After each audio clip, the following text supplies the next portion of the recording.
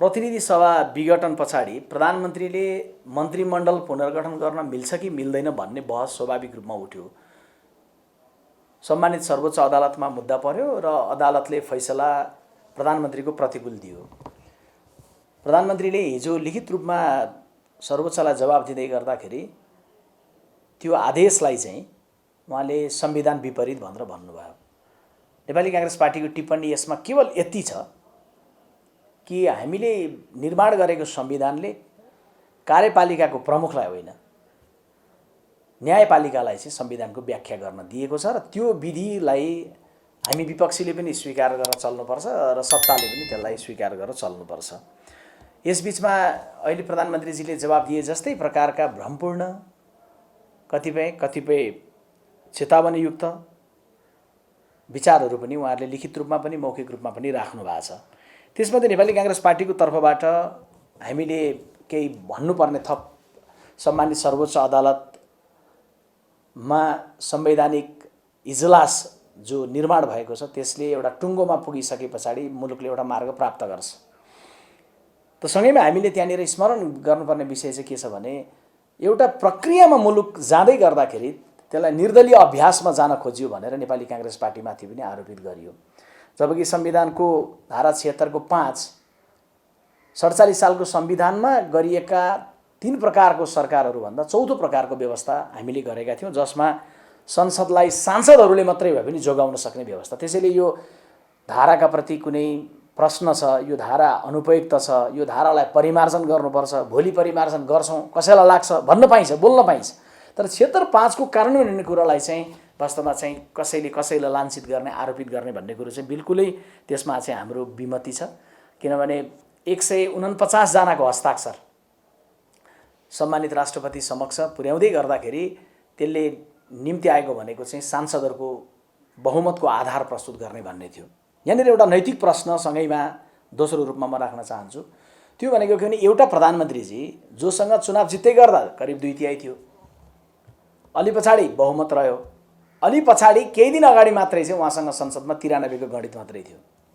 सम्माननीय उनी प्रधानमन्त्रीज्यूले विश्वासको मत लिने अवस्था छैन, मार्ग प्रशस्त गर्छु भन्नुभयो। अघिल्लो दिन उनी प्रधानमन्त्रीज्यूले दिउँसो पत्रकार सम्मेलन गरेर कसैले बहुमत पुर्याउँछ भने मान्छु, मसँग त्यो आधार छैन भन्नुभयो। तर साँझ एकाएक उहाँसँग बहुमत कसरी पुग्यो? झन् त्यो उहाँले लिएर गएको जुन हस्ताक्षर हो आफ्नो र अर्को एक दलको अध्यक्षको हस्ताक्षर, त्यसलाई चाहिँ हाम्रो बुझाइमा संविधानको धारा 76 को उपधारा 2 बमोजिमको हो। किनभने त्यसले दलको हस्ताक्षर माग्छ, 76/5 ले माग्दैन।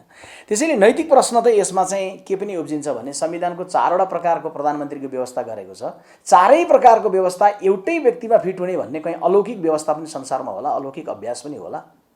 झन् बहुमतको कोही बन्नु होला, 2 वा 2 भन्दा दलको कोही बन्नु होला, अथवा ठुलो दलको उहाँ नै बन्नु होला। अनि फेरि त्यस पछाडि 76/5 बमोजिम विश्वासको मतै नभएको प्रधानमन्त्रीजीले गुमाएको केही दिन अगाडि गुमाएकोले 76/5 बमोजिम फेरि बहुमतको हस्ताक्षर पनि उहाँसँगै। त्यसले गर्दा यो नैतिक प्रश्न पनि गम्भीर रूपमा उठेको छ। हाम्रो तर्फबाट यो बेलामा गर्ने अर्को टिप्पणी पनि यहाँनिर छ। र दुईटा थपमा चाहिँ एउटा चाहिँ राष्ट्रपतिले गर्नुभएको निर्णय उप अदालतले प्रवेश गर्न मिल्दैन या राष्ट्रपतिको निर्णय अदालतले बदर गर्न मिल्दैन भन्ने खालको पनि लिखित रूपमै पनि शीतल निवास र प्रधानमन्त्रीजीबाट सर्वोच्च अदालतमा गएको छ र सार्वजनिक रूपमा उहाँहरूको टिप्पणी पनि छ।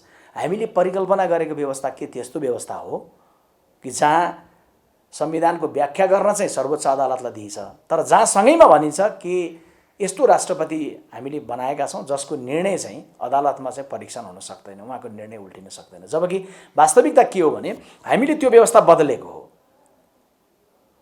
शक्ति चाहिँ एउटा व्यक्तिमा हुने व्यवस्था बदलेको, अझै त्यो व्यवस्थामा पनि फर्केर संवैधानिक राज संस्था सहितको बहुदलीय व्यवस्थामा जाँदै गर्दाखेरि राजाको निर्णयलाई पनि राजतन्त्रको कालमा सक्रिय राजाको कालमा पनि शाही आयोग जस्तो खारेज गरेर पनि सम्मानित सर्वोच्च अदालतले राजाको निर्णय पनि उल्टाएको अभ्यास विगतमा हामीले गर्यौं भने अहिले बनाएको राष्ट्रपतिको विषय परीक्षण हुन नसक्ने, राष्ट्रपतिको विषय परिमार्जन हुन नसक्ने, राष्ट्रपतिको निर्णय बदर हुन नसक्ने भन्ने कुरो चाहिँ बिल्कुलै हुँदैन।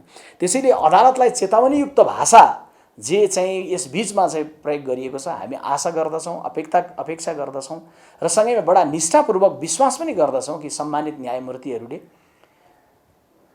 देशको संविधान, कानुन र मानवीय कोणबाट देशको परिस्थितिलाई विश्लेषण गरेरै एउटा फैसला आउनेछ। किनभने हामी अघिल्लो फैसलापछि हामीले संसदबाट कति त्यसलाई उपयोग गर्न सक्ने दोस्रो विषय हो, तर अघिल्लो फैसला पुस 5 को विघटन पछाडि फागुन 11 मा भएको फैसलाले महत्त्वपूर्ण सन्देश देशलाई दिएको थियो र त्यो बेला यदि फागुन 11 मा पुनर्स्थापना भएको थिएन भने वैशाख महिनामा निर्वाचन हुन नसकेर दुईटा दुष्परिणाम देशले भोग्ने प्रष्ट चित्र देखिएको थियो।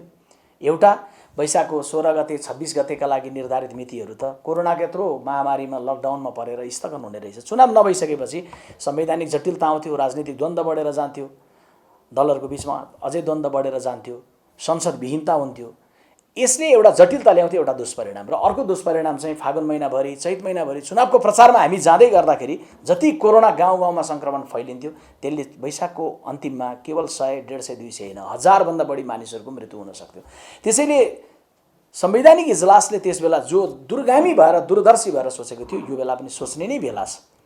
किनभने अहिले तेस्रो लहरको चर्चा छ। तेस्रो लहरमा जाँदै गर्दाखेरि मलाई लाग्छ संवैधानिक इजलासले संविधानलाई न्याय गर्यो, संविधानलाई पुनर्जीवन दियो भने हामी एक आपसमा लड्ने होइन, सबै मिलेर कोरोनासँग लड्ने भन्ने अध्यायमा प्रवेश गर्छौँ। यो चाहिँ तपाईँको ब्यालेट बक्स खोज्ने होइन, यो भेन्टिलेटर खोज्ने बेला हो भन्ने कुरामा हामी पुग्छौँ। त्यसैले यो 6 महिना चाहिँ आपसमा मिलेर कोरोनासँग लड्ने, त्यस पछाडि अनेक ठाउँमा उभिएर चाहिँ आपसमा चुनावी प्रतिस्पर्धामा जाने भन्ने कुरोलाई चाहिँ मार्ग प्रशस्त हुन्छ भन्ने मलाई लाग्छ। त्यसैले सम्माननीय प्रधानमन्त्रीजीले अदालतलाई अहिले जवाब दिँदै गर्दाखेरि अहङ्कारको जगमा उभिएर दिनुभयो।